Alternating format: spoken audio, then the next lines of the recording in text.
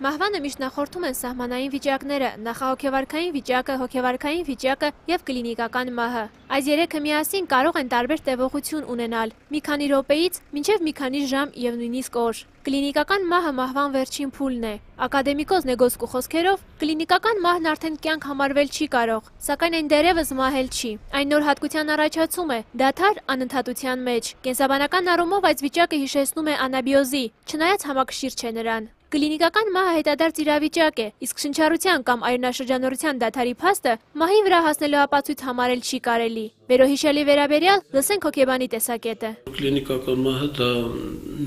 մինչ առաջկայական երևույթ է, այսինքն այդտեղ ներգրաված է բժշկությունը, ֆիզիոլոգիա եւ բարձրագույն նյարդային համակարգության վերաբերյալ տարբեր գիտություններ, հոգեբանությունը, փիլիսոփայությունը դրանց առնչվում են այնքանով, որքանով որ սա հոգեկան, ներհոգեկան երևույթերի հետ է կապված։ Սովորաբար կլինիկական մահը տևում է 5-ից 6 րոպե։ Տևողության վրա ազդում են մահվան պատճառը, պայմանները, մահացման տևողությունը, մահացողի տարիքը, նրա գրգռվածության աստիճանը, մարմնի ջերմաստիճանը մահացման ընթացքում եւ այլ գործոններ։ Եզակի դեպքերում կլինիկական մահը կարող է ձգվել մինչև կես ժամ, օրինակ սառը ջրում ջրահեղձման դեպքում, երբ ցածր ջերմաստիճանի շնորհիվ նյութափոխանակությունը, այդ թվում եւ գլխուղեղում ընթացող, նշանակալիորեն դանդաղում է։ Կան աշխարհում հայտնի մասնագետներ, ովքեր այս թեմայի վերաբերյալ հազարավոր ուսումնասիրություններ են կատարել, ասենք BBC-ի նկարանումների մեջ խոսում է մասին, որ Ամերիկայում տարեկան մոտավորապես 8 միլիոն մարդ կլինիկական մահ ապրում է։ Մեր մոտ նման վիճակագրությանը ես տեղյակ չեմ։ Աշխարհի մասշտաբով ուրեմն բավականին լայն տարածում ստացել են մերձ մահվան շրջանի հոգեկան երևույթերի վերաբերյալ Ամերիկայում Ռայմոնդ Մոուդիի եւ Գերմանիայում Էլիզաբեթ Քյուբլեր-Ռոսի ուսումնասիրությունները, իսկ Հայաստանում դե ոնց որ երազների գծով, այնպես էլ այս գծով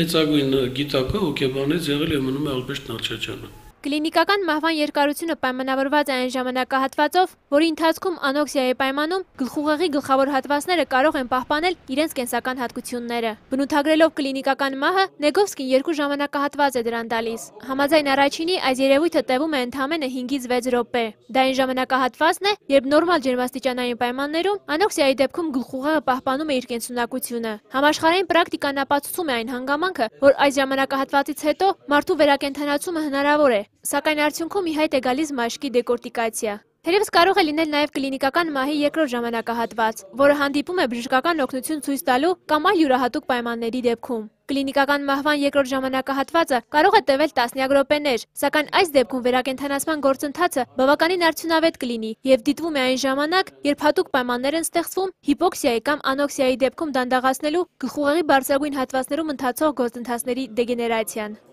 Փիլիսոփայության հիմնական հարցը կարող է առաջ գալ։ Այսինքն ինչի մասն է դա վկայում։ Կա այդ երևույթը, կա այդ դրախտը կամ 40%-ի մոտ կամ 30% մոտ դժողքը, որի նրանք հանդիպում են, ասենք այդ դրականի մասին հաճախ պատմում են, բայց սակայն անտեսվում են։ Թե դա ընդհանրապես մահացող ուղեղի թթվածնային քաղցի պայմաններում ներքին ինտոքսիկացիա կամ նման այլ քիմիական պրոցեսների հետևանքով առաջացող երևույթ է։ Վերջնական պատասխանել դրան շատ դժվար է։